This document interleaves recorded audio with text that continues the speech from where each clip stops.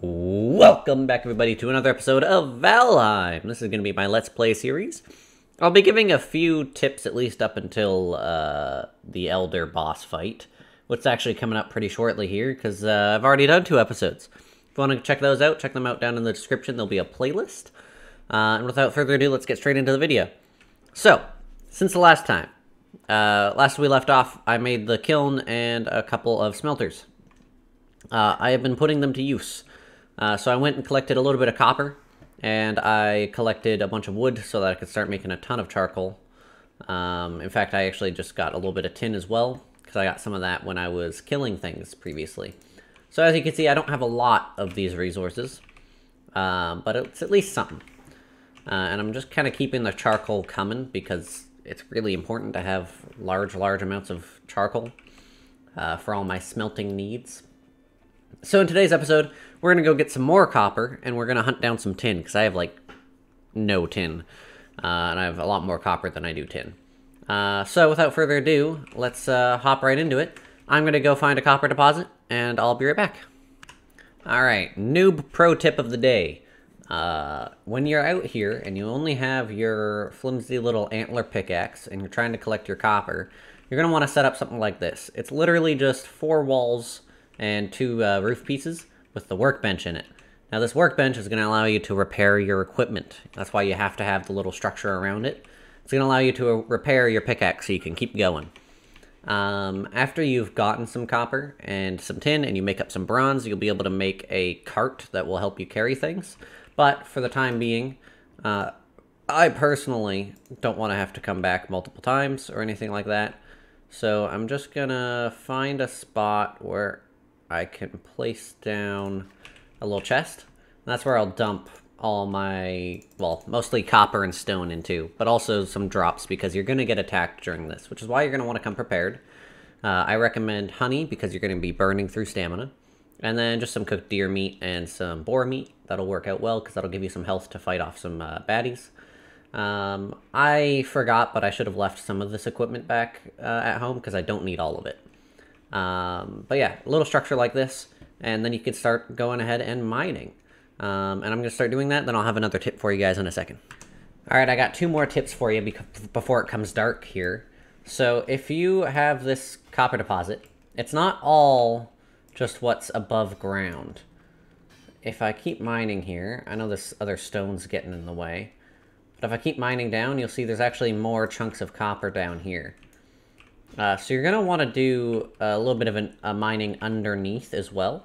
An additional tip is if you line it up well, you can hit multiple pieces at a time. So these 3 different numbers that are popping up on screen, that means I'm hitting 3 different parts of this copper deposit, which means I'm harvesting like 3 times as fast.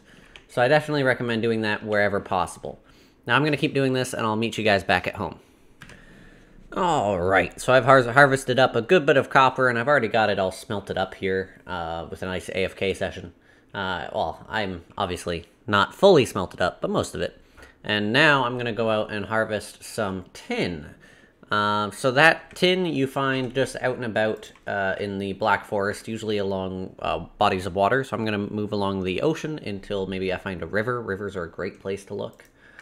So I'm going to go through that. In the meantime, I'm going to show you guys another little tip here. So I'm going to load up my smelters with all my copper that I got. And those are going to start processing. Now, because it's nighttime, I'm going to go to sleep. And you're going to want to make sure you load up your smelters anytime you go to sleep. Your smelters and your kilns, ideally. You hear that? All that sizzling in the background? That's because the time still passes when you go to sleep. So it actually allows you to smelt up all your stuff very quickly. When you skip through the night, it'll skip through a bunch of the smelting process. So now I'll come over here, and my things are already done. Ready to go. Let me take these out of here as well. Pick up all this coal so I could just dump it in the in here. And then I need to leave something behind. I'll just leave those behind for now. And then I'll go get more tin out in the world. And I'll see you guys when I find some.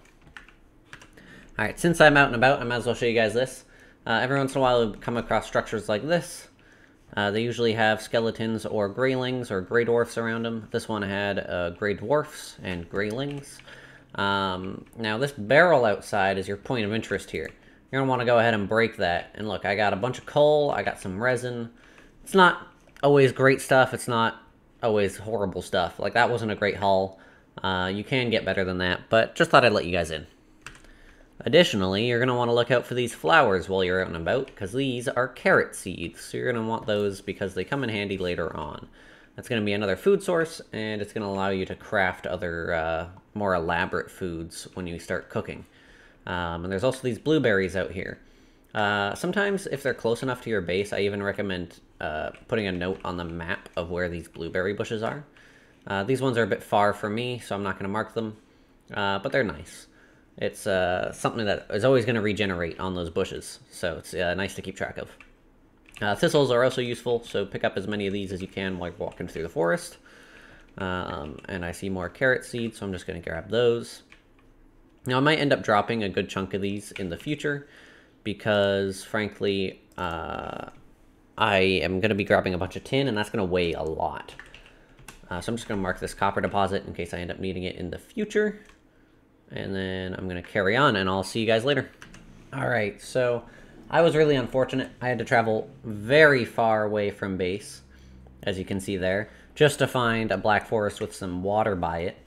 And I finally found some tin. So this here is what tin looks like. It's pretty straightforward, a little lighter than the normal stones.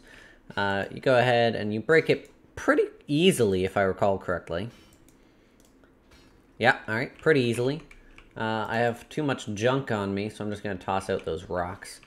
And now I'm going to go through and pick up as much tin as I possibly can.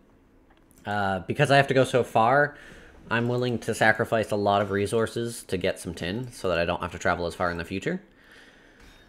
So if you're luckier than me, you'll find something a bit closer to home base. These guys are going to be a pain in the ass, unless I use this.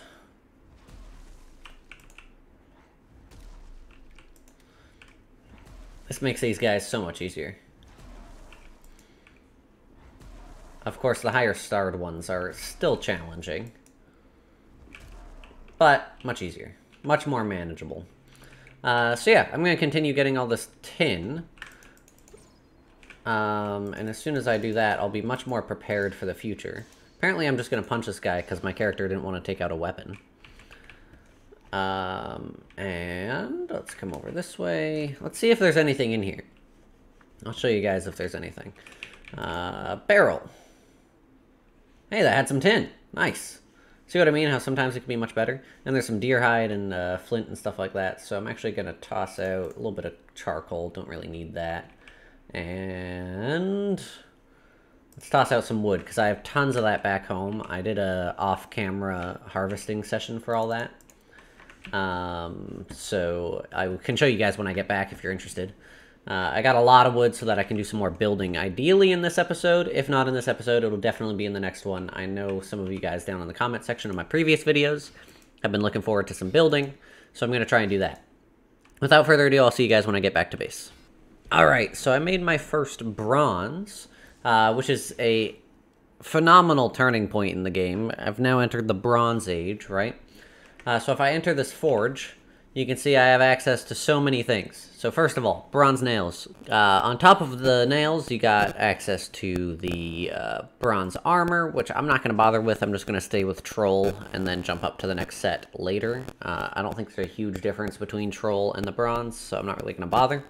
A bronze atgear, which is going to be a new weapon. I'm not going to use it myself. The axe, which of course I am going to get. In fact, this allows you to cut down birch trees, which provide fine wood, which is going to unlock even more new recipes. The cultivator allows you to farm, and it also allows you to add grass onto pathed surfaces. So if you want to patch up an area with grass, make it look a bit nicer, it can do that as well. More bronze armor, the butcher knife, which is for slaughtering tamed animals. The copper knife, which is just the copper version of the knife, which already exists. It's a decent weapon, good if you want to sneak up on things all the time. The bronze mace, which I'm also gonna get because it's gonna replace my club. It's great against things like skeletons, and other things, I'm sure. Again, I'm not a pro. The pickaxe, which is gonna be nice for upgrading from my antler pickaxe, so I'll be able to mine faster, more efficiently. The buckler, which is just an upgrade of the shield. The spear, which is another type of weapon. I'm not going to worry about that, though this one is nice because it has good reach and you can throw it if you'd like. And then the sword, which I'm probably not going to worry about for now. I might worry about it later, but not for now. And other things I've unlocked in here. So I got the item stand when I got the nails, right? If I go in here, I unlocked the cartography table because that uses bronze, which is pretty much useless in here other than having a decorative piece. It is useful in multiplayer because the cartography table allows you to upload your data onto someone else's map, which is super handy. Coin stacks, coin pile, the carve, which is the first real boat. There is technically the raft before that, but the first real boat, which requires a bunch of bronze nails. The cart, which requires some bronze nails, that I was mentioning earlier, allows you to travel with a bunch of stuff all together. Really good for going out and mining things. Wards, which are not really that useful here, I don't think. I mean, it emits a magic seal on nearby surroundings that prevents other players from constructing, building, or opening doors. It also prevents spawning of enemies. But that's not really a big deal because the workbench already does that. Portals, which I will also be getting into, using the fine wood that I will collect once I have my bronze axe. I also allow to get the adze, which is a workbench improvement. I'm also going to make the tanning rack, so I'm going to go do that and upgrade my workbench a lot. The forge I've already made that was using 6 copper. An anvil, which will upgrade the forge. Forge cooler upgrades the forge. Pretty straightforward. The smelter, which we already have, blah, blah, blah. And the fermenter, which allows you to craft like potions and brews and stuff like that. I also need to use my tin on a cauldron, but I'm going to have to get more tin for that. I think that's pretty much the extent of it. Fine wood allows you to build the wood dragon ornament. Adornment, sorry, not ornament, that's stupid. And then the core wood, which we already know. The fine wood, I guess we don't have. I could have swore the fine wood provided a better beam as well, but I might be wrong. But yeah, lots of cool stuff. Lots and lots and lots and lots of cool stuff. So I'm going to go start crafting up more bronze, and then we'll start doing some building. All right, pro tips coming from a noob yet again. In the building tab, if you select anything, you'll notice it will try to snap once you get close to somewhere. If you don't want that to happen, hold shift, and then you can get really close to that spot without it snapping. You can see if I let go of shift, it snaps into place. I use this right here because I don't know if you can see that, but I put I'm pointing at the screen like you could see it. I'm an idiot. So I put this little wall piece actually at the intersection, at the corner of a wall instead of right on that intersection, and allowed me to center this little piece that I've put up here. This is going to essentially be like my chimney. So I'm going to gather up all the smoke from my this is going to be like my forge, right? Eventually I'll have a billows coming out from this side. Anvils over here, which are actually upgrading my forge. So bonus tip of the day is going to be that, yes, they are upgrade pieces, but they're also decorative. I'm going to go out here and show you exactly what I mean by that. This door is offset, and that hurts me. See, I got my tanning rack here. That levels up my workbench. I got the adze out here. It also is leveling up my workbench. Even though it looks like it's just part of the forge, which I will finish eventually, these are decorative pieces, so you have to kind of keep that in mind. Especially as you build your structures. It's good to keep that kind of thing in mind, because you don't want to build a structure and then have nowhere to put your extra pieces. Now, in the event that you don't want to have things out and about, you can also kind of remedy that by putting things underground. If you dig a hole underneath your floor, then your items will connect, so you can just have like basically a storage port underneath of literally just all the things that upgrade your workbench and stuff. I'm gonna destroy this door so I can fix it because it's driving me nuts. All right, there we go. Now it's centered. Perfect. So I'm going to continue building up my little forge here.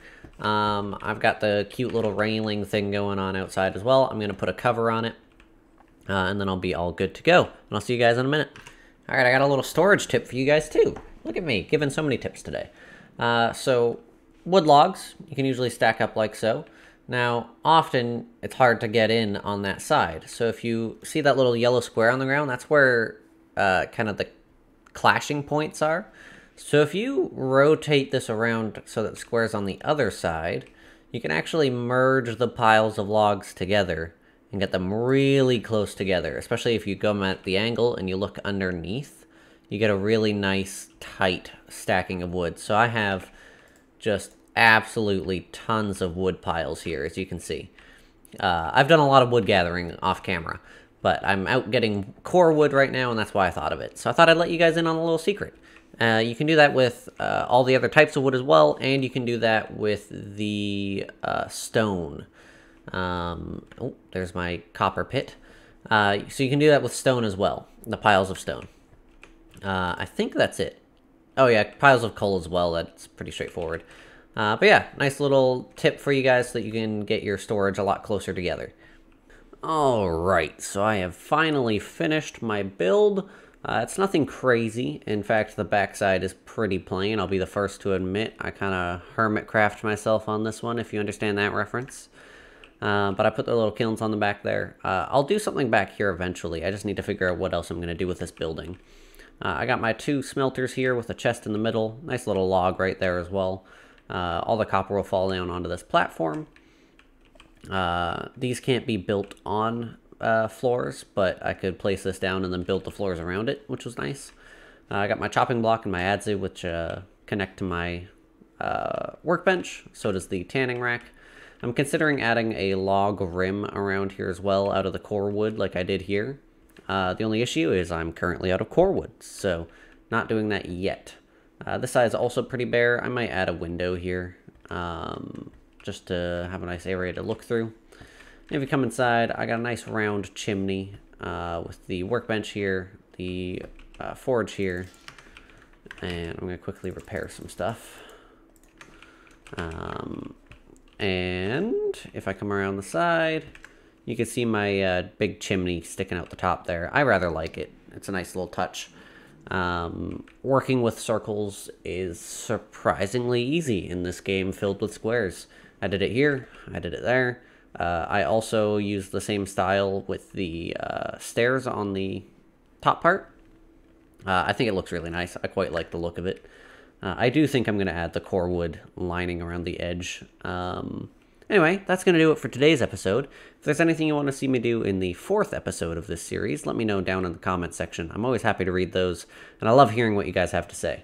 So if you want me to build anything else, or if you want me to just try and beeline it for the Elder, let me know. Without further ado, have a lovely rest of your day, evening, morning, night, afternoon, and bye-bye.